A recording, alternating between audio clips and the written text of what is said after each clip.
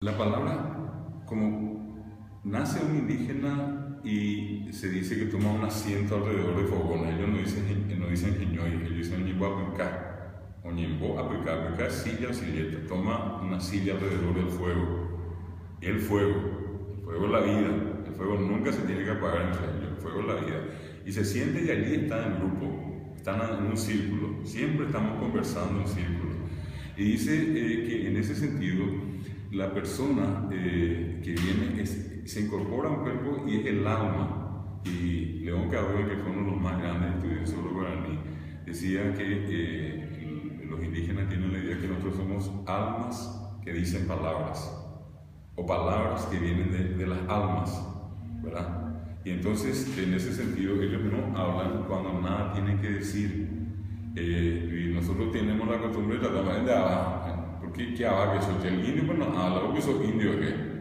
Y lo que no sabemos es que él no habla porque nada tiene que decir. Dicen que cuando ellos tienen algo que decir, abrimos la boca y lo que sale de nuestra boca son porciones de Dios. Ellos dicen, enseñan de Yurupi, Ñanderupe, Epenequi, pedacitos de Dios, ¿verdad?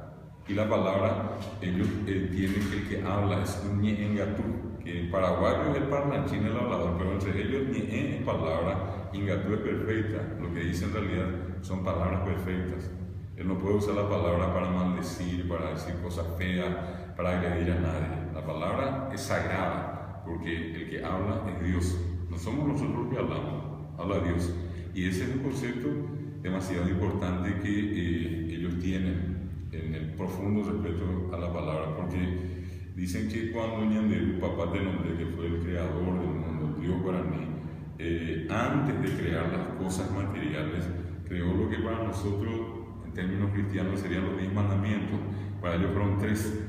Y uno, el primero, de los elementos que crea es la palabra. Y dice, como dice también en las tantas versiones cristianas, creó la palabra. El fundamento de la palabra, Ñanderu, hizo que formara parte de su propia divinidad. Entonces, si Ñanderu es divino y él crea la palabra y hace que la palabra forme parte de la palabra divina, es sagrada. Ese es el concepto, el primer concepto que crea Ñanderu. El Dios crea en primer lugar, antes del universo, de las estrellas, de la tierra, de los animales, de Adán y Eva, si quieres, lo que crea la palabra. En segundo lugar, crea una porción de amor al prójimo. Amor al prójimo es el segundo elemento creado. Y el tercero, un himno sagrado, con el cual todos tenemos que siempre recordarlo a él. Ese himno, hasta ahora, los indígenas tienen su famoso ñembo, el yeroquí, donde se juntan y ¿qué es lo que hacen? Danzan, que es el yeroquí. Y el ñembo son las oraciones que el líder va diciendo y la comunidad repite. Y en ese ñembo, el yeroquí que hacen todas las tardes, por allí vienen mujeres, varones, niños, toda la comunidad participa.